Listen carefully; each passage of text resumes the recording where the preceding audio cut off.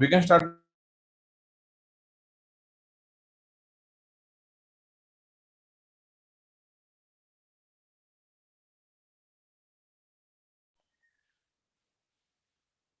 Hello, good evening all. I am ISS Secretary Nanded. Welcome all of you on of our behalf of topic case meet 19.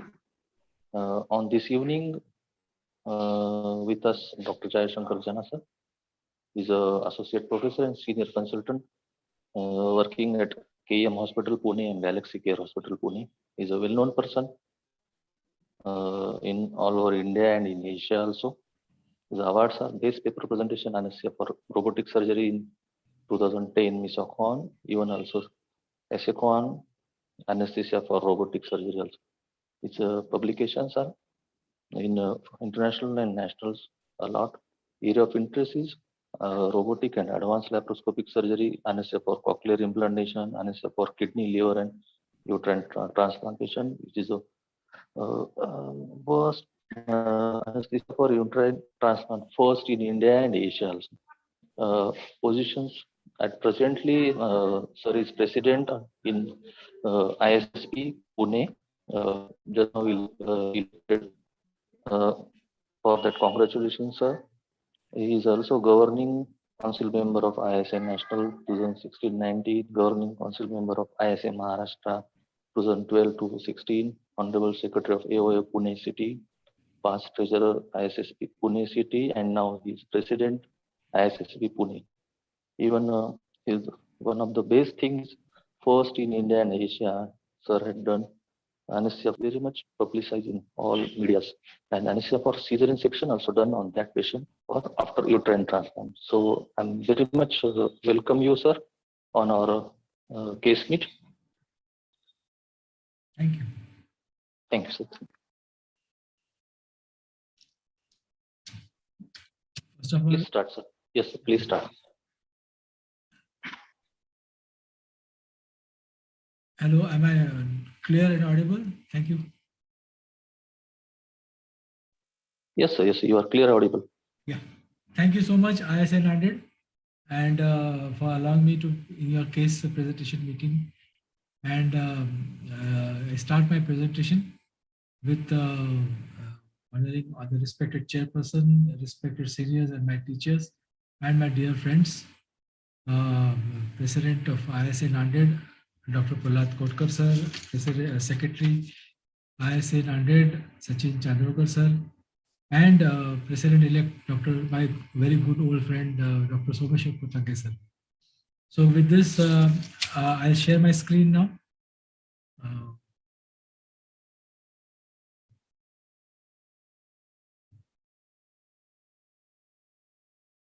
Okay, sir. So my topic today is anesthesia for laparoscopic surgery and robotic surgery. And I have been practicing anesthesia for laparoscopic surgery since 1992. And it's been more than now 30 years. And I've practically seen the full development from the basic of laparoscopic surgery to the advanced laparoscopic surgery. In the good old days, we used to have the basic instruments for basically gynec and surgical procedures, basic insufflators, basic cameras. Till the now, we have the advanced laparoscopic system in last 30 years. So much things have developed, and which includes even thoracoscopic surgeries, bariatric surgeries, pediatric surgeries, and now even robotic surgeries. So this is a fantastic phase of my life, which I've seen in the last 30 years of my practice. So with the progress and the technological development in laparoscopic surgeries and more better understanding of laparoscopic anatomy and of course laparoscopic surgical physiology, it has indeed become more safe and safe as we evolve throughout the years. So much so that even, so this is the thing from basic laparoscopic surgeries to advanced laparoscopic surgeries. Technological development has taken place, better understanding, of course, I told anatomy, and of course, better understanding of laparoscopic physiology. I mean, I remember in the early 1990s, if you get a case of laparoscopic, even appendicectomy, we used to get tremors because we had to be there for at least 4 to 6 hours and then it used to get converted to open. So a huge change in the last 30 years. So much so that even the patients now demands a keyhole surgery because they don't want any scars in the abdomen. So what are the expectations of a laparoscopic surgeon from the anesthesiologist? Definitely not like this. It has to be absolute teamwork. And every member in the team, whether it's the anesthesiologist or the surgeons, should know all the various problems and the complications due to laparoscopic surgery, all the physiological changes in laparoscopic surgery, and should know also how to manage it. So during laparoscopic surgery, there has to be a moderate degree of hypotension. You do not give a deliberate hypotensive anesthesia. The bowel has to be retracted and contracted so that to prevent the various injuries. There should be excellent muscle relaxation. There should, of course, there should be early recovery from the surgery, and of course, good post-operative pain relief. So the physiological changes during laparoscopic surgery and the fallout in the patient's body are due to the various following factors. So basic is the pneumoperitoneum, which has all the laparoscopic changes. The patient position, whether it is head up, head low position or lateral position. Hypercarbia because of the CO2 which has been used.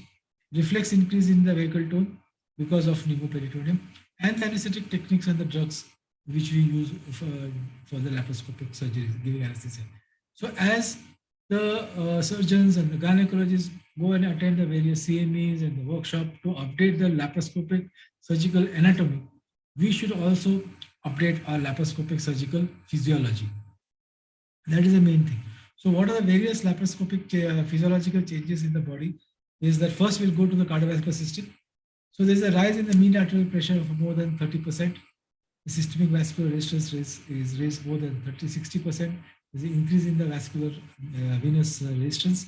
There's a decrease in the cardiac output. There's a decrease in the venous return and the decrease in the cardiac index. This decrease in the cardiac index is directly proportional to the set intra-abdominal pressure.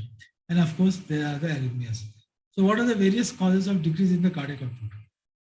So these are the various causes of decrease in the cardiac output: decreased venous return, increased systemic vascular resistance, and increased venous resistance. What are the causes of systemic increase in systemic vascular resistance? Is that because of the pneumoperitoneum and the stretch of the peritoneum, there is a release of vasopressin, catecholamines, and the renal angiotensin system. So the net effect is a significant rise in the heart rate and the blood pressure. So what are the causes of cardiac arrhythmias?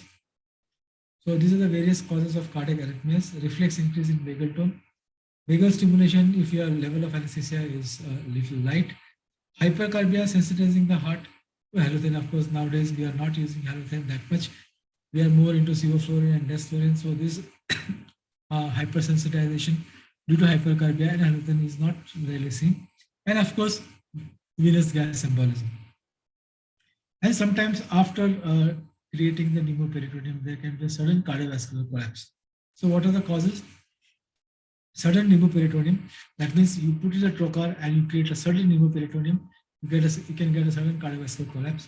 The peritoneal stretch causes a vagal stimulation and can cause a cardiovascular collapse. There is a compression of the IVC leading to decrease in the venous return and decreased cardiac output, leading to cardiovascular collapse and cardiac decrease and cardiac arrest. Hypercarbia and unnoticed massive blood loss. That means if your trocar or the varice is in a great vessel, and venous gas embolism. I'm going to talk a little about venous gas embolism in my later in the talk.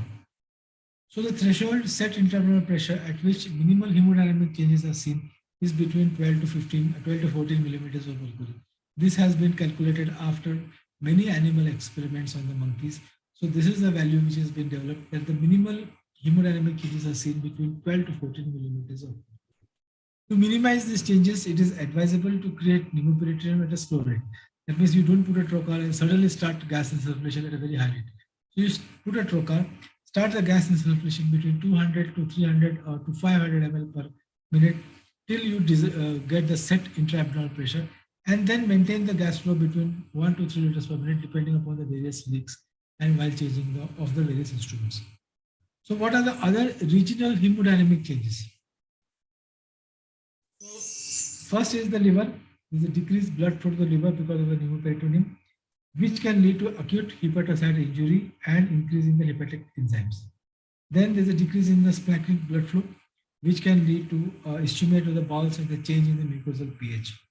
There's a decrease in the blood flow to the kidneys, which can lead to decrease in the glomerular filtration rate, and which leads to decrease in the urine output, decrease in the sodium excretion, and creatinine clearance. So what are the changes in the kidney? Because of the decreased cardiac output and the cardiac index, direct mechanical stimulation of the renal vasculature due to pneumoperitoneum, and neurohormonal responses, stimulation of the renin-angiotensin system. All this will cause a decrease in the urine output, decrease in the sodium excretion, and creatinine clearance. Now, what happens to the intracranial thing? The cerebral venous stasis due to the decreased venous return and head lobe, especially when in the head lobe position and in pneumoperitoneum, there is a decreased venous return from the brain and the head and neck. So there is a cerebral venous stasis. There is also increase in the lumbar venous flexion. So that also includes in that. And because of tachycardia and blood pressure, there is increase in the cerebral arterial pressure. All this will, and along with hypercarbia causes cerebral vasodilatation. So there will be an increase in the volume in the brain. So there is an increase in intracranial pressure. Though these are not aggravated in a normal patient, but if a patient has a CNS pathology like a tumor or operated some BP shunt or some pathology in the CNS, this can get aggravated. So you have to be careful. Then there's an increase in the thromboembolic phenomenon. Due to venous stasis, intraabdominal pressure is raised, the blood flow from the veins on the legs are decreased, and in the head-up position, for example, we are doing lap cholecystectomy. So there is a venous stasis. So those patients who are prone for DVT will definitely need prophylaxis for DVT, especially for thromboembolic phenomenon. Then intraocular pressure. Though intraocular pressure is not changed, but you have to be very careful if the patient has history of glaucoma. So while history taking, if the patient gives the history of glaucoma, you have to be very careful. Please refer these patients to the ophthalmologist and find out what type of glaucoma it is, whether the patient can sustain the laparoscopic surgery. Because if there's glaucoma and there's a raised intraocular pressure, patient can go blind. So better if you have a patient with glaucoma and refers to, while taking consent, please mention this, the patient has glaucoma. There's a risk of retinal damage or risk of loss of vision or diminution of vision. Then comes the changes in the respiratory system. So the respiratory system changes as the increase in the intrathoracic pressure, decrease in the functional respiratory capacity, increase airway pressure, decrease in the tidal volume, decrease ventilation or increase the differential ventilation perfusion mismatch. There's an increase in the lung and the chest wall impedance. These changes get aggravated, especially in the severe head lobe position. However, it is seen again with a set interval pressure between 12 to 14 millimeters of mercury. The pressure with a significant, whether it is head low or head up, is 10 to 20 degrees. There is no significant changes in the physiological dead space or a shunt in a normal patient. So what are the other physiological changes of the respiratory system? So because of carbon dioxide, there is an increase in the partial pressure of carbon dioxide in the arterial blood. So increase in the PaCO2. This is because of absorption of carbon dioxide directly from the peritoneal cavity. Then vacuum mismatch perfusion because of increased physiological dead space because of abdominal distension, head low position, and decreased cardiac output. If the patient is on spontaneous, of course, nobody keeps now the patient in spontaneous respiration. If there's improper mechanical ventilation, then again there's a proper increase in the PaCO2, increased metabolic events and accidental events like subcutaneous emphysema or even retroperitoneal emphysema, pneumothorax, CO2 embolism, and of course endobronchial intubation. That is, the tube has migrated in one of the bronchus because of the head low position. So the net effect of all these changes are that there is a severe respiratory acidosis and tissue acidosis. To minimize this effect, we have to increase the minute ventilation by 20 to 30%. It is more important to increase the rate of respiration rather than increasing the tidal volume. Also, during the positioning, always check for the correct position of the endotracheal tube, especially during the various types of position, whether it is head low, or lateral position. But if the PFT shows if the patient has a forced expiratory volume less than 70% or diffusion defect less than 80%, these are the patients you have to be very careful. These are the patients who are prone for developing hypercarbia and respiratory diseases and may require post-operative elective ventilation. So if the PFT, if you have advised, and this shows these values, you have to be very careful. Does your hospital have all these conditions? And the patient has to be explained that because of a PFT, you may need post-operative elective ventilation. Then what are the other problems during laparoscopy? Extraperitoneal insufflation. It could be subcutaneous emphysema. Of course, we have seen this. We can palpate the subcutaneous emphysema right up to the neck. Even retroperitoneal emphysema, that is also equally important. Then there can be pneumothorax, pneumomediastinum, and of course, ocular or scrotal emphysema. There can be aspiration of gastric contents, especially because of increased intraabdominal pressure and severe head load. There can be aspiration of gastric contents. So proper NBM and gastric prophylaxis has to be given. Then comes the bowel distension. Especially in advanced and prolonged laparoscopic surgery, it is usually the large bowel, that is the colon, which distends. Colon always contains gas. Even if you are given a good bowel preparation, it contains some amount of gas. This gas in the colon expands because of the absorption of carbon dioxide and nitrous oxide if you are using nitrous oxide. And once it expands, then it is prone for injuries, and it also decreases the intraoperative surgical vision. So this is how it looks. So if this colon is this much distended, definitely the operating vision and the operating space definitely goes down. And of course, this colon is definitely prone for injuries. Then comes another problem is the shoulder tip pain. This is usually the referred pain which occurs due to pneumoperitoneum and the stretching of the diaphragm. It is more common in patients where there is spillage of bile, blood, or intestinal contents and constant use of suction irrigation. It is the formation of carbonic acid because of carbon dioxide and water vapor. Carbonic acid is formed, and this carbonic acid stimulates the diaphragm, and that's why you get the shoulder tip pain. Then comes the positional injuries, hyperextended arm. So if you have not kept the arm properly and you have kept the arm like this, and it goes up and up and up like this can lead to hyperextended arm brachial plexus injuries. Prolonged lithotomy positions, lithotomy injuries, and of course extreme head load. If you are using shoulder braces, then there can be brachial plexus injuries if you are in a head low position. Then comes the problem of hypothermia. This hypothermia problem is you have to tackle it very aggressively. Please don't neglect this point. Hypothermia is one of the biggest thing in advanced or prolonged laparoscopic surgeries. So cold insufflation of carbon dioxide, 0.2 to 0.3 degrees fall happens with every 50 liters of cold carbon dioxide gas which is inflicted. Use of cold irrigating fluids, that means you want to clean the scope, you want to use irrigation fluid in the peritoneal cavity, there's a fall of temperature.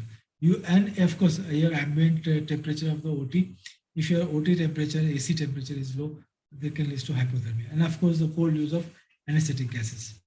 Then comes the iatrogenic problems.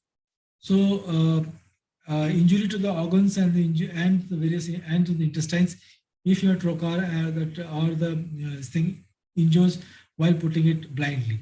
So you have to be very careful while putting the trocars and the various needles. And of course, the money factor, of course, which I'll not go into the details of the money factor. Now, some special conditions. So if you have a pregnant lady who is coming for laparoscopic surgery, what are the physiological changes in the pregnant lady and what are the effects on the uteroplacental circulation? So first is the cardiovascular system. Severe hypertension can occur due to pneumoperitoneum and compression of the aortic cables like supine hypertension, which can aggravate in head-up position and can severely decrease the uteroplacental circulation, causing a fetal distress. Then comes the respiratory system. As pregnant ladies, there's already decrease in FRC and dead space. So these patients try to develop immediate hypoxia and hypercarbia, which can cause to fetal distress. So you have to prevent hypoxia and hypercarbia. So you have to maintain a normocapnic ventilation.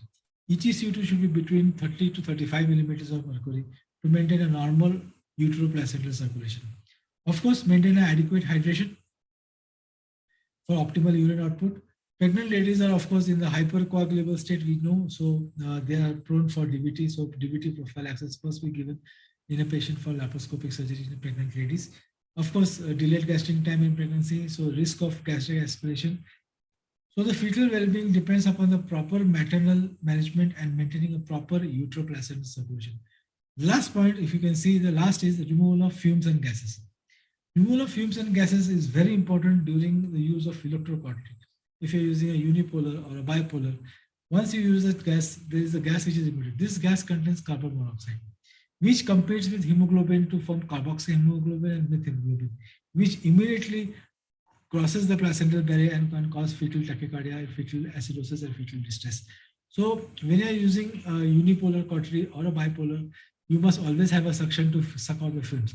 Of course, now you have the harmonic scalpel. So these incidences of with hemoglobin and carboxyhemoglobin have definitely gone down. Now the two commonly used gases.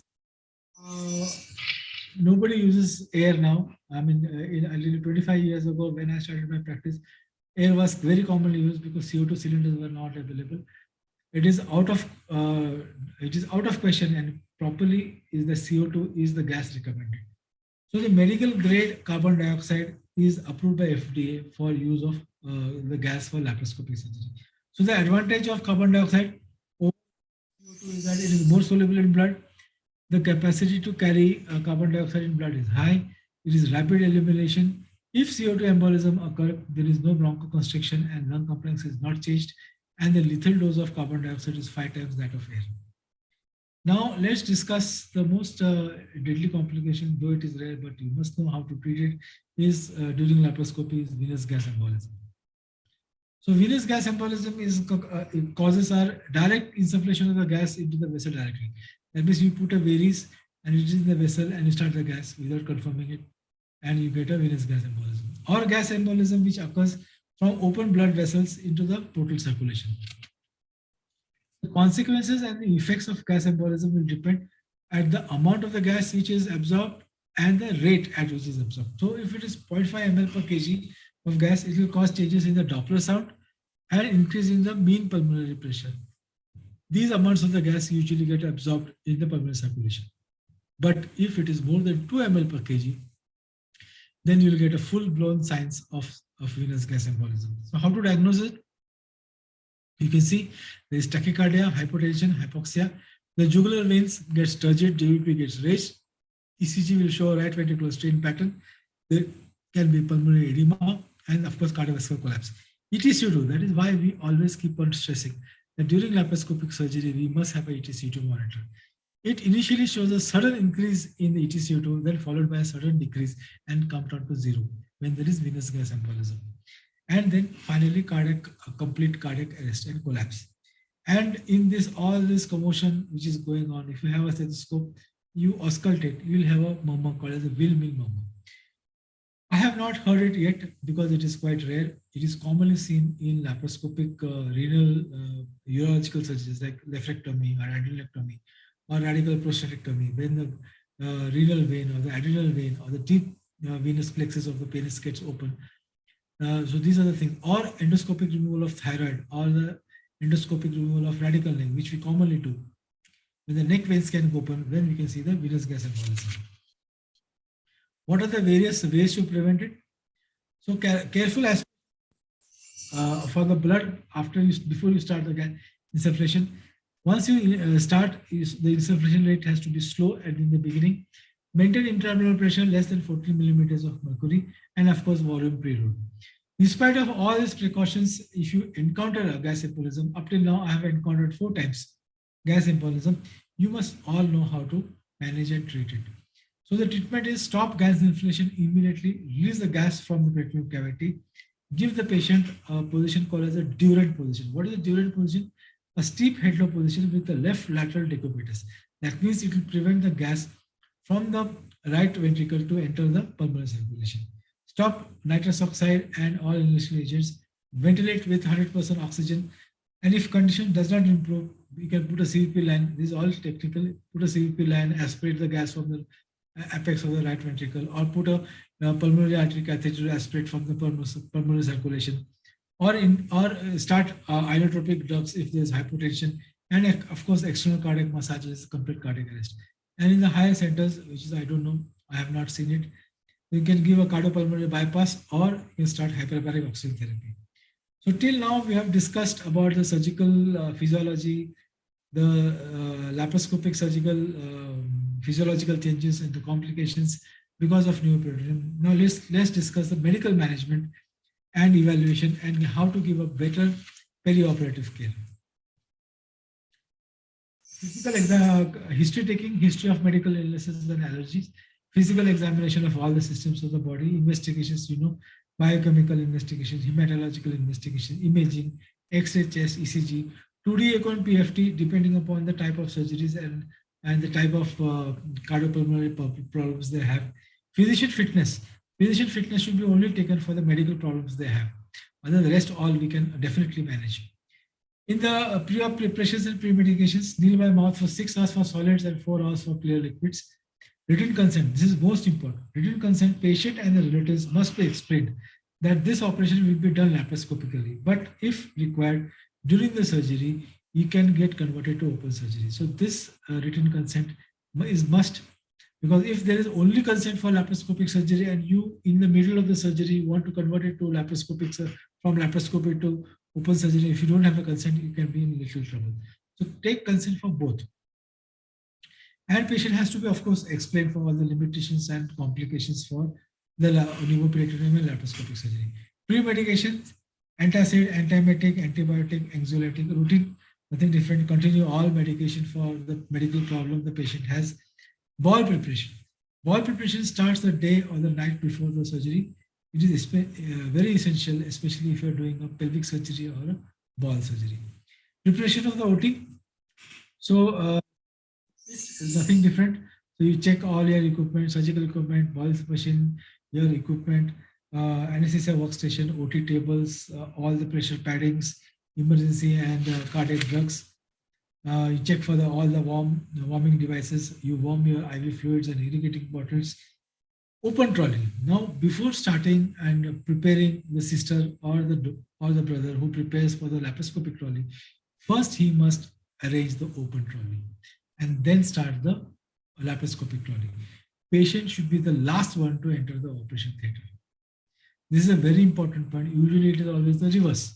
The patient enters first and then the sister will spread. No, to be anesthesia there, I'll start arranging. Never do that, especially for advanced and prolonged laparoscopic surgery.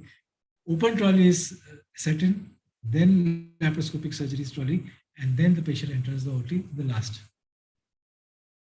Then certain points we'll discuss regarding the anesthesia and perioperative management. So general anesthesia with cuff endotracheal tube with controlled ventilation in closed circuit is of course the safest.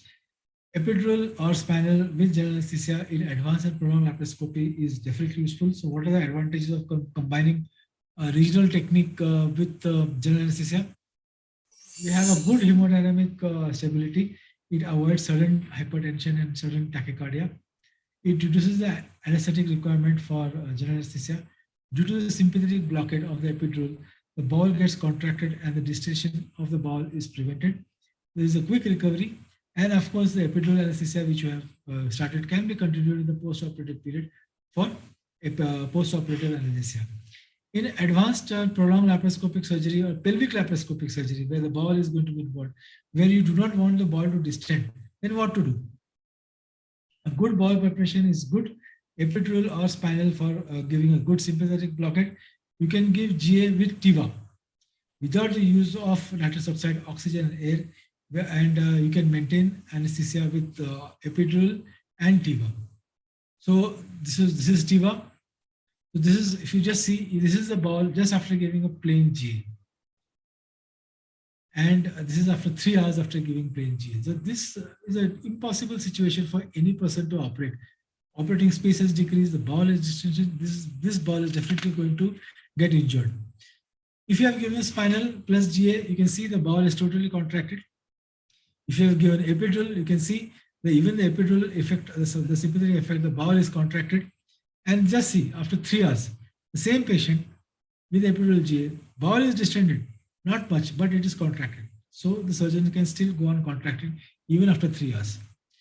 Intra-op monitoring, basic monitoring, of course, I can say ECG, NIBP, SaO2, EtCO2. EtCO2 is must. It is in our ISA guidelines. So any laparoscopic surgery where EtCO2 is must. Of course, then for advanced laparoscopic surgery, you need urine output with urine meter to monitor the urine output, temperature monitor. peripheral nerve stimulator, airway pressure monitor. Usually it is there in the all the workstations, and intra-abdominal pressure monitor. Usually it is, initially we used to put a separate trocar to measure the intra-abdominal pressure monitor, but now it is inbuilt with the insufflator. Invasive monitoring, it depends upon whether you want to put a central line or a pulmonary artery catheter or arterial line. Depends upon the type of surgery and the blood loss and the medical condition the patient has. So, and the expected blood loss you are expecting. Then how to prevent the hypothermia, which is very important. So I'll just go through it. This is a workstation. Initially, we didn't have this workstation. We were initially in practice. We had the usual Boyle's machine. So this is a multi-parameter monitor. You can see it has got EtCO2 inbuilt. Now this is a portable EtCO2 monitor. You can just, if your hospital doesn't have a EtCO2 monitor and you're doing a laparoscopic case, you can use this portable EtCO2 monitor, very easily available, quite cheap. So hypothermia, prevention of hypothermia in any advanced and prolonged laparoscopy or robotic surgeries is very important. So causes of hypothermia, as I already discussed, cold IV fluids, cold irrigating fluids, cold insufflation of carbon dioxide, wet drapes, air conditioning, cold anesthesia gases. So prevention. So this is an age-old. Most of the young anesthesiologists or the PG students may not have seen this closed circuit. So now they have this inbuilt in the workstation where this is a carbon dioxide canister. Then this is a IV line warmer, which the IV line goes through this set and it is closed and it warms the IV set as the IV fluid flows. Then you have this warm cupboard. This warm cupboard is very useful. So instead of using the garam panacha batlia in which you put your buckets, in the bucket the warm fluids, you have this warm cabinet. This is basically used in the biochemical or the microbiology to heat the various cold agar and the red agar and all. So this is set at 37 degrees centigrade. So it is like a fridge. It doesn't go beyond 37 degrees centigrade. It is set at 37. So it warms the IV bottles at the body temperature. Then of course you have the hotline. Hotline is used, we use it very commonly for liver transplants and uterine transplants, where you warm the IV fluids as it enters the body. Then you warm the carbon dioxide. Now there are two types of warming of the carbon dioxide. One is the external heater and the internal heater. Now, what you are seeing here is a black round circular structure, which is just at the exit of the carbon dioxide cylinder. This is the external device to warm the carbon dioxide. Now, this was used in the late 1990s, in the early 2000s. Now it is not available and not to be used because this external warming device, so it is just like a wrap around. So you put this around just as the exit of carbon dioxide cylinder and this warms like an electric heater. Now it has caused many injuries and cylinder bursts, and also this is totally gone and not to be used. Just for historical purposes, I've shown this black device. So this is a basic device which is now used by Karl Stoll's thermoinflator. As the gas leaves the CO2 inflator, it gets heated to the body temperature. So this is the bear hugger. So this is a bear hugger which we inflate for forced warming of the body. And then this is how we drape the patient. So after painting, and so before you put the drapes, you put a sterile, plastic drape, and the area of the surgery is cut around. And over it, you put the regular surgical drapes. So the main aim is that when the surgical drapes should not get wet because of use of suction irrigation or irrigating fluids, the drapes will get wet. If you have this plastic, the patient's body will not get wet. So this is a very simple technique. This is very cheap and it is very useful. Then we'll discuss about deep vein thrombosis. Now, deep vein thrombosis is though not very common, but it is very commonly seen. That's how the criteria is. It is though not very common in Indian population, but also commonly seen.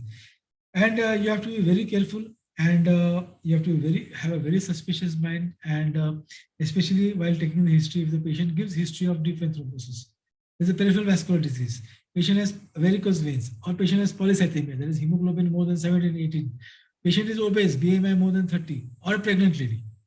So these are the red flags which you have to start prophylaxis for deep vein thrombosis. Always do a color Doppler of the venous system of the legs, and must find out if there is any what is it, thrombosis either in the superficial plexus or the deep plexus. To prevent this, adequate preoperative hydration, that means the patient should have a urine output between 1 to 1.5 ml per kg per hour. That means the hydration is okay. Use of sequential compression devices. So this is a sequential compression device. Everybody must have used it, which is commonly to be used, in which there are two types. One is only for the ankle and the calf, and there is another for the calf and the thighs. This device has to be started before giving anesthesia and not after anesthesia. And the pressure to be set in this sequential compression device is 40 millimeters of mercury. So this will pump the blood from the periphery of the leg to the upper extremities. Then use of subcutaneous low molecular heparin. As per the guidelines, you can give 12 hours before a surgery, and then you can restart 12 hours after the surgery. Patients with DVT and history of deep thrombosis, you can even put an IVC umbrella and filter. And before removal of sequential compression device, start passive physiotherapy and early mobilization of the legs. And then you can remove the sequential compression device after 24 hours to 36 hours after surgery. Now, certain points regarding prevention of positional injuries, very common. Usually the patient's hands are like this, and then the surgery starts, the assistant starts, and the hands go like this, and then go like this, and then goes extended. So there's an injury to the brachial plexus. So better to keep both the arms by the side of the patient. So like this. So you keep both the arms by the side of the patient, you attach all the monitors, the patient's arms are draped by the OTD, and then you can have extension lines, and you can see the extension lines with a three-way. You can give all the IV drugs and IV fluids and anesthetic drugs through this. So this will prevent the hyperextension arm. Then comes the injuries due to lithotomy. Injury due to lithotomy can be prevented by putting this silicone pads in the lithotomy position. You can see the blue colored lithotomy pads. This is very important. Best ideal would be to use Allen stirrups. So these are costly Allen stirrups. We, of course, in our center, we use it very routinely. This will prevent definitely all the problems of DVT and problems of nerve compression. And if you're using shoulder braces for head low position, you are using shoulder braces. Make sure that the shoulder braces have proper silicone paddings. Otherwise, can lead to the brachial plexus injury. Now, some key points regarding if the patient is a cardiac patient coming for laparoscopic surgery. Say ejection fraction around 30%. How to manage such patients? Now, this itself is a huge another lecture. I've just added a silent points. So, intra-monitoring, intra-arterial line monitoring with continuous blood pressure monitoring. PA catheter depending upon the type of surgery and the type of medical condition and the type of heart disease. Transesophageal echocardiography depending upon the patient condition again. ECG monitoring should be 5-lead ECG monitoring instead of 3-lead, which has a continuous ST segment analysis. Gasless laparoscopy, which of course I will, in the later slides, I'll explain what is gasless laparoscopy. And think of open laparotomy. You started pneumoperitoneum, patient is not tolerating pneumoperitoneum. Why be insistent that you have to do the laparoscopic surgery? You can convert it to the open surgery, and you can have the advice of a senior laparoscopic surgeon, of course, have a second anesthesiologist friend. Intraoperative management. If the patient is a cardiac patient, of course, the gas insufflation has to be very slow till you get the set intrapleural pressure. Keep the set intrapleural pressure very low. Usually the standard is between 12 to 14. Keep it down up to 8 to 10 millimeters of mercury. After giving anesthesia, complete hemodynamic stabilization and optimization, and then start pneumoperitoneum. And then after pneumoperitoneum, again stabilize the patient hemodynamically and then give position. All, of course, needless to say, keep the emergency drugs and cardiac drugs and defibrillator ready. Experienced laparoscopic surgeon, say a second anesthesiologist friend, and of course, standby cardiologist will definitely decrease your stress. So now I talked about what is gasless laparoscopy. We used to do it very routinely in the early 1990s and up to the late or the early 2000s. So this is gasless laparoscopy. The peritoneal cavity is expanded using abdominal wall lift by using a fan-shaped retractor. This avoids hemodynamic and respiratory changes. In those times, we didn't have very common use of carbon dioxide. Some centers had carbon dioxide, but that time we used to use it. So this abdominal lift was very good and gasless laparoscopy. So this avoids the hemodynamic and respiratory changes and the consequences uses of dimethyl and carbon dioxide. Cyclic circulation and renal circulation is not altered. So this is how this fan-shaped retractor looks. It's a three-shaped along with the pulley. You can see these rings, and there's a towel clip attached to the umbilicus and two areas of the abdomen, and with the pulley they lift it up. So very useful in cardiac and pregnant ladies, and as per some studies, it decreases the port-site metastasis in oncosurgery. It improves the surgical vision because that time we used to have a set interval pressure between 8 to 10. But why this technique has not become popular? Because this pulleys interfere with the surgical exposure and the movement of the telescope and the surgical instruments. That is why this technique has not become popular. Now, how to manage a pregnant lady coming for laparoscopic surgery? It is better to operate during the second trimester, ideally before the 23rd week, because it minimizes the risk of preterm labor and it maintains adequate intra-abdominal space for working. So as the uterus is growing because of pregnancy, it will occupy most of the space in the abdominal cavity. So if the pregnancy is less than 23 weeks, it is better to operate during that time. Use of tocolytics. Now there are many papers whether to use tocolytics or not to use tocolytics. Some papers favor tocolytics, some papers favor not use tocolytics. So debatable question. Then while entering the first trocar, use an open technique to enter the first trocar. There's open Hassen's technique. And after you enter the abdomen, then you start the defibrillatory and the subsequent trocars can be put under vision. Transvaginal ultrasound to fetal monitoring is very useful.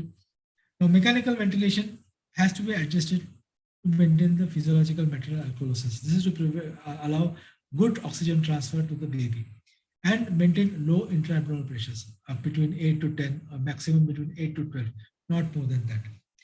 Now, if you get a pediatric patient, a small baby, 8 years old baby coming with a twisted TO mass or twisted ovaries, how to manage this? This all those topics which I am telling you, pregnant ladies, pediatric patients, itself is a huge topic which can be discussed over half an hour to 1 hour. Just a silent points. So pediatric patient coming for laparoscopy, say appendicectomy, twisted ovarian mass or twisted ovaries, pneumoperitoneum produces the same changes that of adult. So the set intra-abdominal pressure is of course less. It depends upon the size of the baby and the weight of the baby. So intra-abdominal pressure is between 6 to 10 millimeters of mercury. Now we are even doing laparoscopic neonatal surgeries where the set intra-abdominal pressure is less than 3 millimeters of mercury. So that these technological advances are taking place. Then some points, just it's a huge topic, is about VATS, video assisted thoracoscopic surgeries. It is always better to put a double lumen tube and give anesthesia by giving a differential lung ventilation. Once you collapse the lung, this totally collapsed lung will increase the space in the thoracic cavity. In fact, you can do the surgery without even using a CO2 insufflation. If you have to use the CO2 insufflation, the set intrathoracic pressure should not go beyond 5 to 7 millimeters of mercury. This itself is a huge topic. I will not go. So the next is that perioperative. Now let's go to the robotic surgery. So perioperative concerns and management during robotic surgeries. So it is very much similar to that of any advanced or prolonged laparoscopic surgeries. So you can just see preparation of the OT, preparation of the patient, pre-medication, anesthetic technique, and post-op care is very much similar. Patient comes in the OT, start 2 IV lines, standard monitors for any advanced laparoscopic surgeries, combined epidural with anesthesia because usually they are a little prolonged robotic surgeries. Important points to remember. The monitor which you are attached, the cable should be a little long because once the robot is docked, the access to the monitors and to the patient's body is difficult because you are away. So the monitor should have long cables. Use of IV extension lines, at least 150 centimeters long, and all these IV extension lines should be dual locked. So there's hardly any chance of getting disconnected during the intraoperative period or during the surgery. Nasogastric tube, use of urine catheter with urine meter to measure urine output. Of course, again, there has to be a long length of the breathing system. So as you have long length of monitors, long length of IV lines, you must have long breathing system tubings. Endotracheal tube always has to be secured not only to the patient side, also to the machine side. Hands have to be kept by the side. and like we have seen in advanced laparoscopic surgery. This will increase the space around the patient and it will allow proper docking of the robot. Invisive lines, of course, depending upon the type of surgery and the expected blood loss and the patient medical condition, again stress on the heating devices. So positioning after anesthesia, you start giving the positioning depending upon the position. The use of gravity will displace the various organs and the intestines. After positioning, as you know, endotracheal tube has to be doubly secured and check for an entry. Also, you have to check for proper positioning of the monitors because during positioning, the ECG leads can come out, the pulse ox can come out. So after positioning, you always secure that the monitors and ETCO2 and the pulse oximeter are in proper place. You properly stick it with a stick plaster. And of course, pressure padding of the various pressure points. So this is the various robotic ports. You can see there's ones with the green. They are little larger ports than the routine laparoscopic ports. And once the ports are put, of course, again under revision, some of them put varies and then put the ports. The set interval pressure is again between 12 to 14 millimeters of mercury. So this is a draping of the robotic device. So this is a robotic device that is being draped by sterile plastic sheets. Then comes the docking of the robot. So I'll just play a little small film just to show that how the robot is docked.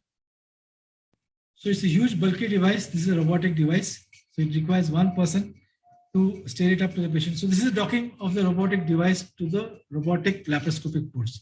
So this is how it looks after docking. So as you can see, it's a bulky device. You need one person to steer it up to the patient.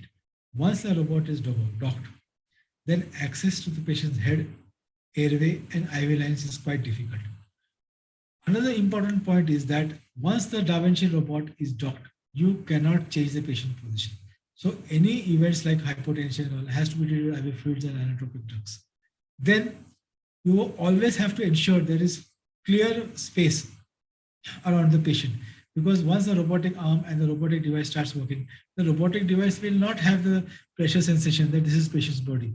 So during the movement of the patient's robotic device and the robotic arms, there can be crush injuries to the patient's body. So ensure there is clear movement of the robotic arms around the patient bodies. And the last point, which is very important, is everyone in the OT, right from the mama, maushi, technician, anesthesiologist, assistant surgeon, chief surgeon, must know how to unlock the robot as early as possible. We have come down to up to 15 to 20 seconds. So if there's a surgical emergency or a medical emergency, you must get complete access to the patient's body as early as possible. The other important point about the robotic device is that just as you seen as the gaseous laparoscopy, the robotic device itself can lift the abdomen. So this is called as a lap lift. This will not only increase the space inside the abdomen for the surgeon to operate, also we can decrease the set interval pressure. So this is a big advantage of using the robotic device. Then the important points, you can continue, ensure there is complete muscle relaxation throughout the procedure. So that is the use of peripheral nerve stimulator. If the patient bucks during the procedure, then there is a high incidence of either injury to the organs or to the various intestines. Then physiological changes and the IV fluid management, hypothermia management is the same that of any advanced laparoscopy or prolonged surgery. So we have come into an era of advanced laparoscopic surgery and now robotic surgery. So we have to rise to the situation and to understand how to give a better perioperative care.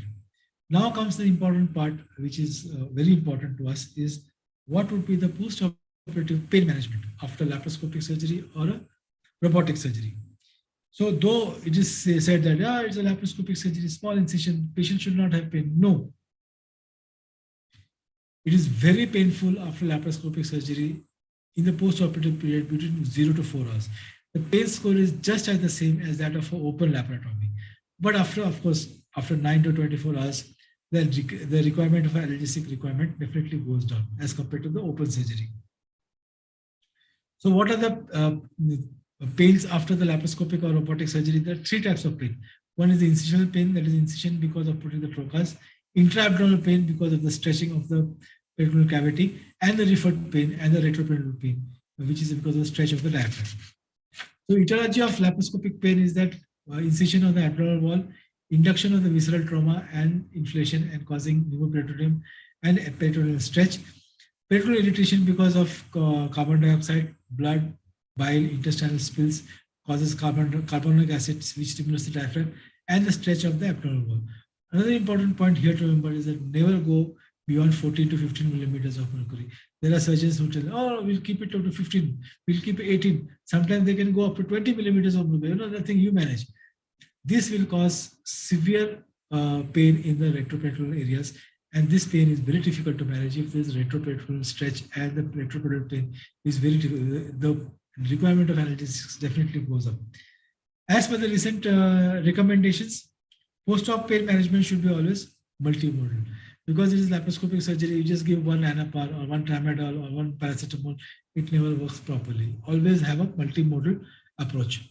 So multimodal approach, NSAID group of drugs, COX inhibitors, nerve blocks, which we usually use. Then NMDA receptor antagonist like ketamine and anticonvulsants like gabapentin and pregabalin, opioids, fentanyl, morphine, whoever uses it, and of course tramadol. Then we have the various local anesthetic blocks which we commonly use as abdominal wall infiltration, field blocks, rectal shape blocks, TAP blocks, intraperitoneal local anesthetic blocks, mesosalpinx or fallopian tube blocks, intrapleural local anesthetics, and of course epidural and steroids, epidural and spinal.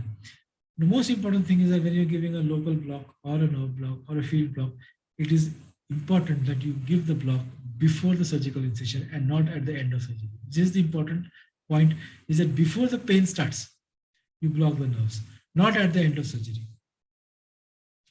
So this was a ultra short, condensed. Each topic can be expanded to another half an hour, 1 hour lecture. So which I have tried to condense everything in one small lecture of about 30 minutes. Points which I didn't cover was laparoscopic obesity surgeries, which itself is another huge term. Of course, the principles are the same. Physiological changes are absolutely the same. So the final message is that always combine a regional technique, whether it could be an epidural or a nerve block, along with general anesthesia for any advanced or prolonged laparoscopic surgery or even minor surgeries. Do not compromise on safety. So monitoring end-tidal CO2, closed circuit, and proper workstation ventilation. Hand ventilation can be very useful for, say, for small surgeries, but for prolonged laparoscopic surgery, you need a manual ventilator, which will give a fixed tidal volume. You can adjust the airway pressure. You can convert from controlled mechanical ventilation to even pressure support ventilation, depending upon the EtCO2 and the airway pressures. Of course, teamwork, which I've always mentioned, experienced surgeon, a second anesthesiologist friend will definitely decrease your tensions. So thank you for your patient listening. So before I end my talk, I would like to share a very important event of ISA National and very important for all of us. Last Sunday, I was at Chennai and we have now official registered ISA office, called as ISA National Registered Office. It is called as ISA Balakrishnan House. The address, this is the permanent address now, if you can note it down, 1203 Casa Grande, Monte Carlo, Mount Road, Sairapet, Chennai. This is the official address, permanent address of ISA. So this is, I was felicitated when I went to attend all the past GC members by our Honorable President and Honorable Secretary. Now, why this house was called as the ISA Balakrishnan House? Now, when the society was registered, the official address for this society was at Dr. Balakrishnan House. So this is the past president, Dr. Balakrishnan sir, on whose address all the official communications from the income tax, charity commissioner, and all the documents, physical documents, which were, of course, now it is digitalized, was at his house. Now it has been shifted to the ISA office. It was indeed a proud moment for the ISA. So this was the home puja for Vastu Shanti, Manji Manu Shakto. So long live ISA and Jai Hind. Thank you so much for the patient listening.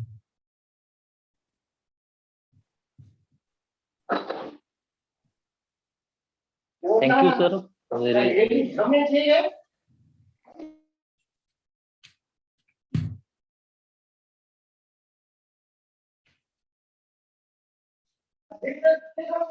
Thank you, sir. Very elaborative, and you touch every topic in lab anesthesia, and you also touch on robotic also. One question from in question box, please take and answer that. I will read. How to deal with the question from Dr. Sachin Odmare. How to deal with surgeon during surgery for their demands to increase CO2 pressure? Yeah, this is a very good question because especially when you're putting trocas, they want the pressures of the intravenous pressures to be very high. कधी 14चे 16 करतात, 16चे 18 करतात, कधी कधी even they go up to 20. This is the time when you have to put your foot down. You have to say that you cannot go there 14 to 15 millimeters. Okay. Once you put the trocas, come back. It is our that you come back to 14, 12 millimeters of mercury. Otherwise, there can be severe hemodynamic changes and of course post-op pain because of the retroperitoneal stretch. So in such situations, you have to be stern and you have to put your foot down. Okay, this is not so. This physiological changes, even that is why the teamwork. He सगळ्यांना माहिती पाहिजे. Not only the surgeon, even the anesthetist. So update on surgical anatomy and update on surgical pathology, physiology. They have to know it. So this lecture I have giving the same lecture to even all the surgeons and the gynecologists. Because याच्यात anesthesia part तुम्ही बघितला, it is very small. It is basically the physiological changes and the complications because of this. So you have to put your foot down and say that no, sir, you cannot go. There can be severe bradycardia, there can be severe hypotension, ETCT can go down. So this is where you have to put your foot down.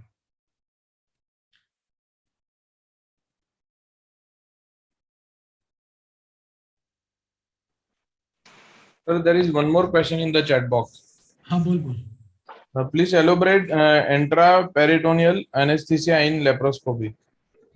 Intraperitoneal. So basically, Dr. Naseem asking for intraperitoneal, you give local anesthesia.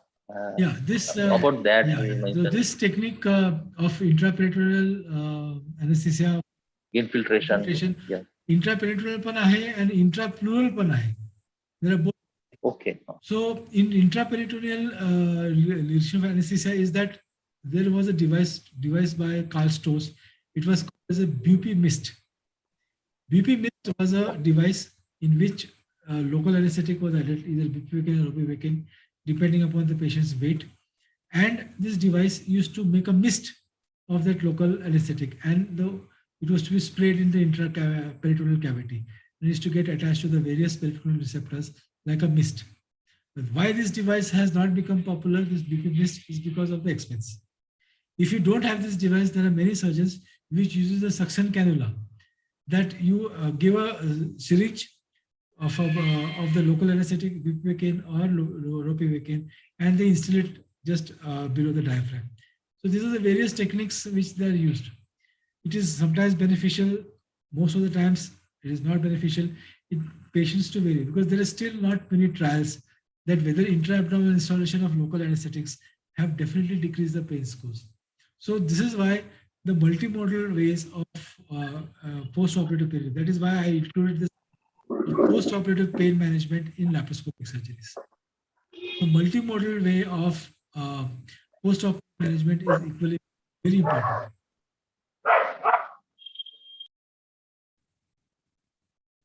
Azun, Sachin.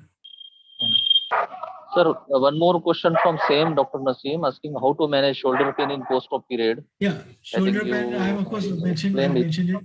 The shoulder pain, which on my slides, the shoulder pain is basically because when there is blood, bile, intestinal contents, and constant use of suction irrigation. CO2 is already there. There's carbon dioxide and water vapor is or water which is interacts. Water interacting with this and carbon dioxide causes carbonic acid. And this carbonic acid stimulates the diaphragm and causes the shoulder pain.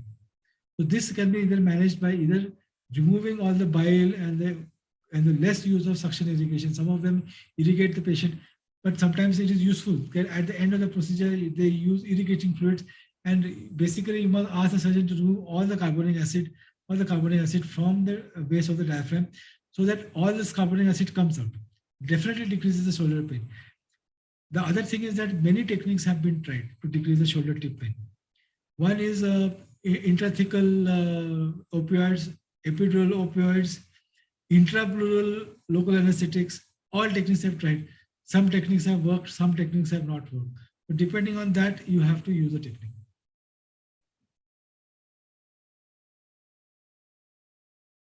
Sir, from Dr. Pankaj Gupta sir has asked one question. Yes, Pankaj. Are Pankaj? Nice stuff, Jana sir. Do you suggest pre-op LA at port insertion site? Ideal post-op anesthesia plan you follow, including preemptive anesthesia? Yeah, in my practice, where we do a lot of prolonged laparoscopy and robotic surgeries, I always use a regional technique. Especially for prolonged laparoscopic surgery, epidural anesthesia is one of the best, because you can give local anesthetic, you can add opioids to it. It definitely decreases the hemodynamic changes, intra-op management, and decreases the anesthetic requirement of GA. And post-op, you can keep the catheter for 48 to 72 hours. So use of epidural analgesia along with opioids, it is definitely useful for laparoscopy and robotic surgeries. So epidural is one of the goals. If it's a short procedure, then give a TAP block. Of course, give an adjuvant, either you can dexmedetomidine or dexamethasone or opioid, and then give GA. Always ensure that your nerve block should be before the surgical incision, then at the end of the surgery. This is the main thing.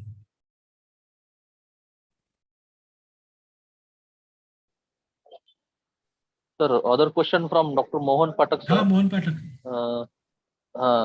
What precautions for compromised left ventricle dysfunction? What compromised left? What precautions to be taken for compromised LV function Yeah, dysfunction? it depends upon what is the grade of the left ventricular dysfunction.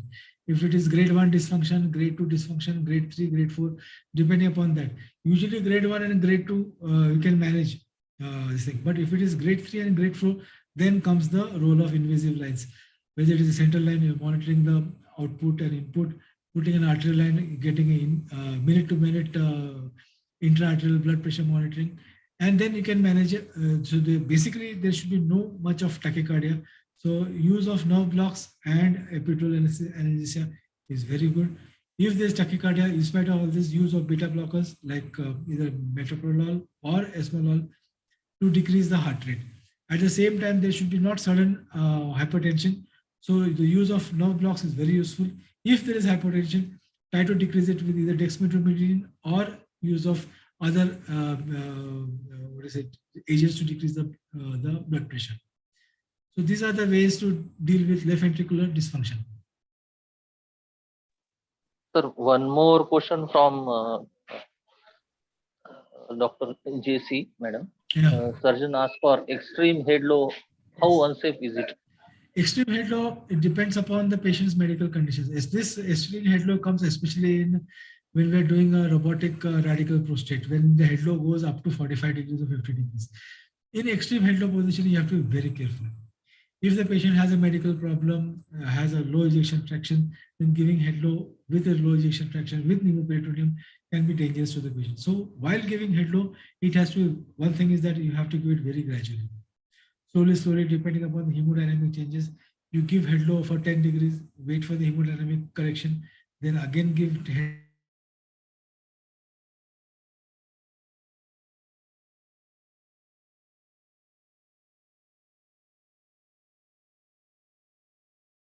of the cerebral venous plexus and increase in the cerebral intracranial tension. In the post-operative period, patients usually after say 4 hours or 5 hours do not come out very satisfactorily. In these conditions, there can be evidence of cerebral edema. How to diagnose cerebral edema? Do a simple fundoscopy. Renal fundoscopy, you will immediately find out if there is cerebral edema. There can be definitely easily found out. If you see the patient is moving their arms irrelevantly and patient is confused and irritable, do not extubate such patient. Give ventilation. You can even add mannitol because to decrease the cerebral edema, or even furosemide or Lasix, and then extubate after some time. You can do an APG, see for any respiratory acidosis. Continue mechanical ventilation. You can go for 1 hour, 2 hours, get the ABG to normal, get the patient to be stable, and then extubate in such patients. So severe head low position is a very difficult thing because surgeon if you give a regional anesthetic block, say you give an epidural, the bowel is contracted. So the need for surgical persons to ask for severe head low definitely goes down because the bowel is contracted and does not come back into the surgical field. So the need for severe head low definitely goes down if you are given a regional block like epidural or spinal. Sir, Huh. another question was almost you given answer. Dr. Smita Joshi madam, treatment of cerebral edema with deep head low position in robotic surgeries. Yes, this is a very common, very common problem, because you give 45 degrees, 50 degrees head low, and then you go on for operating for say 3 hours, 4 hours. Patient is in head low position with pneumoperitoneum. Veins and the blood from the brain will definitely not come down into the heart, because it will be stagnated inside the cranium. Along with that, the lumbar venous pressure also is high. So the cerebral venous drainage from the brain and the skull will definitely come down. Along with that, it is hypertension and tachycardia. So this, even the arterial pressure will go up. Along with that, there is vasodilatation because of hypercarbia. So there is all combination raised to raise intracranial pressure. In such conditions, it is always better see how the patient comes out. If the patient you suspect there is some cerebral edema, do fundoscopy. Get used to the procedure of fundoscopy. Fundoscopy is very commonly done in intensive care and ophthalmic surgeons. So in that, do proper mechanical ventilation, give mannitol, give furosemide. Once the patient is stable, then go for extubation.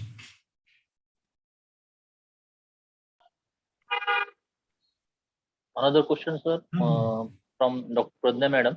Red flags when you will ask surgeon to open. Red flags when the surgeons will ask to open is very good question. This happens because the surgeons, they want, I want to do laparoscopy, because they have promised the patient, yeah, I'll do laparoscopy. So the red flags is that when the patient is not withstanding the pneumoperitoneum. That's the severe tachycardia. In spite of all the things you have done, severe tachycardia, blood pressure goes up, ETCT starts going up.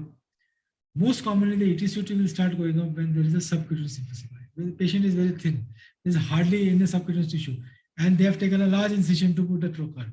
So as the instruments go up and out, come in and out, there is going to be subcutaneous emphysema. The first sign of subcutaneous emphysema is a rise in the ETCO2. So that is the time. And of course, blood loss is there. Patient is not withstanding the pneumoperitoneum. There are cardiac arrhythmias which is going on. There is a time when you should say, okay, or they're unable to progress in their surgeries. You're doing a lap call, the patient is badly stuck. What we usually follow in our practice and most of the other thing is that up to 1 hour, if the patient is okay and the patient is sustaining pneumoperitoneum, up to 1 hour, you can keep on trying your laparoscopy and you're unable to find out the callus triangle, unable to dissect. You give 1 hour. After 1 hour, if you're unable to proceed, that means at the beginning of 1 hour, at the end of 1 hour, if there is no surgical progress, it is better to open. So that's how we follow.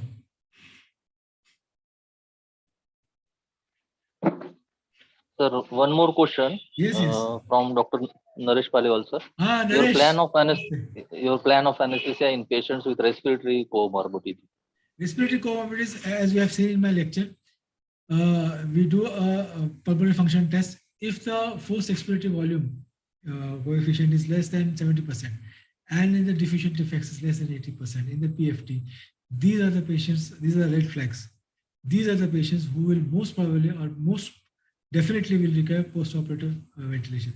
So if you know there's a COPD or there's chronic bronchial asthma or some respiratory problem, atelectasis or some bubble or cavities, if these patients have a PFT showing all this, along with PFT, always do an ABG to find out if there is washout of CO2 or retention of CO2.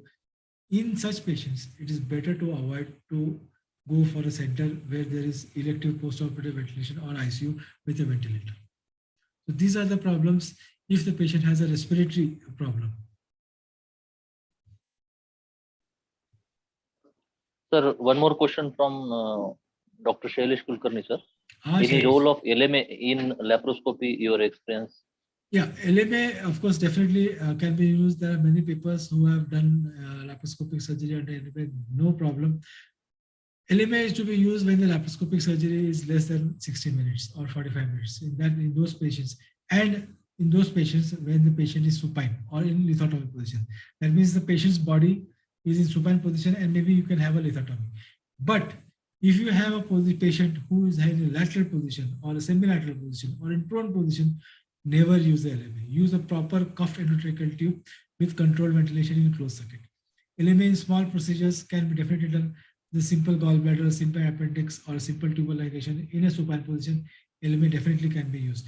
But any surgeries which is going more than 1 hour or more than 1.5 hours in a different position, say lateral or prone position, always put a proper cuffed endotracheal tube. That is what is recommended.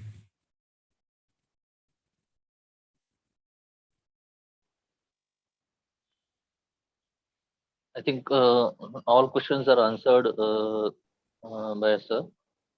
Very nice talk on lap and robotic surgery. It's a very honor from our ISA Nanded, sir. You come on our platform with DigiShield, our sponsor. Thank you. One- Thank you so one- much. uh, अजून काय असेल तर सांग. Dr. Naseem Akhtar told to panelists and hosts, please arrange CME on labor anesthesia if possible. This is excellent presentation. Thank you very much, sir. Thank you, madam. Almost all people given thanks to Jana, sir. Thank you. This is our silver jubilee and platinum jubilee celebration year. So we are conducting this weekly case meets. Last 2 weeks, due to some problems, I'm not able to conduct 2 case meets. But this is a very wonderful talk given by Dr. Jana, sir. And at par, almost all topics are touched by Jana, sir. Sir, one question from me is, from anesthesia point of view, surgeon started after giving spinal or on lap appendix or even for hysterectomies or any other procedures for after they want immediate head to positions, and how to tackle these things from for junior Bs or for because newcomers. they override you. Yeah. Even I used to do a lot of laparoscopic surgeries under spinal anesthesia. I must have done more than 3,000 lap cholecys or even lap appendix and even laparoscopic hysterectomies. Now I have stopped doing it. Now I started combining it with laparoscopy with epidural. Usually when the surgeon comes in, you give spinal, patient is settled in supine position and they give position. By the time they wash, they arrange the laparoscopic instruments and all. It is usually more than 20 minutes. Because I have seen in so many places, I always advise that the patient is the last one to enter the OT. It is usually the reverse. Patient enters first the OT, then you start IV line and this thing, and then the sister will put on the laparoscopic trolley. So usually by 20 minutes, the spinal level or this thing is fixed. And then of course you can definitely give head low position. But while giving head low, you have to give it slowly. Directly from supine, directly you give a 30-degree head low, it is better to avoid. Start with 10 degrees, wait for some time, see for hemodynamic changes, take one blood pressure monitor reading. Then again you give head low for 20 degrees. So that's how you have to go slowly. Don't go fast. Other thing is that when they put the trocar, don't start or don't encourage the surgeon to start the intraperitoneal insufflation at a very fast rate, say 20 liters per minute. On apply supplemental, the gas flow is up to 20 liters. Don't start. Start with 3 liters or 4 liters. Slowly it starts. Slowly it expands. So hemodynamic optimization is better when there is slow gas insufflation. Sir, one more question from Paliwal, sir. Yes, sir. Sir is asking, why not use isobaric drugs for this? You can use. There's nothing. Our main aim is to use regional technique, whether it is epidural, spinal, or nerve blocks, to blunt the hemodynamic changes of pneumoperitoneum. Isobaric drugs, there is absolutely no contraindication. You can definitely use. Once it is fixed and the level is fixed, you can give head up, head low position, and you can proceed with any other. But of course, in prolonged laparoscopic surgeries, when the surgery is going beyond 3 hours, then the use of epidural is more beneficial than giving spinal. If the surgery is less than 2 hours, spinal with general anesthesia is definitely okay. But if the surgery goes beyond 3 hours, 4 hours, or 5 hours, it is always better to combine it with epidural and GA. That's what I feel.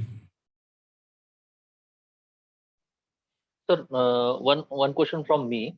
Yes. I want to ask about that local anesthesia or local drugs you infiltrate in intraperitoneal. How much you use regularly? As per the patient's body weight.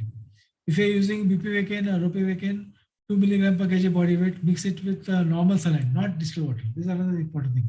Whenever you are using local anesthetic block or local anesthetic spray, as per the body weight, you calculate it and mix it with normal saline, and then you can give a spray or split. So that's how it is. But absorption from peritoneal cavity is much faster, just like giving IV drug. So you have to be very, very careful. So better to start with 1 to 1.5 milligram per kg body weight. Don't go up to 2 milligram per kg body weight. So start with 1.5 because you can dilute it.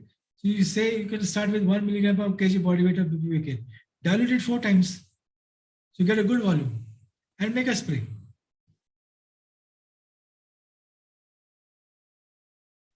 Sir, I think no questions in question box. Overall, you cleared almost all questions in a time, and really great and very much happy on ISA Nanded part that Thank we you, sir. as a secretary and on the behalf of president, sir. I'm very much glad to and see you in the future as early as possible from our side. Yes, And, I'll definitely come. You invite. I'll yes, sir. come. And very much congratulations for your future Endeavor. dreams and prospects from ISA Maharashtra and ISA Nanded also. Thank We you. give you a lot best Yes, luck.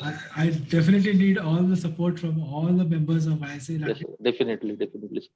So So thank you, sir. we'll meet in person definitely. Yes. So I think we conclude this session now. Yes. Thank you. Thank you, sir. Thanks a lot. Thank you.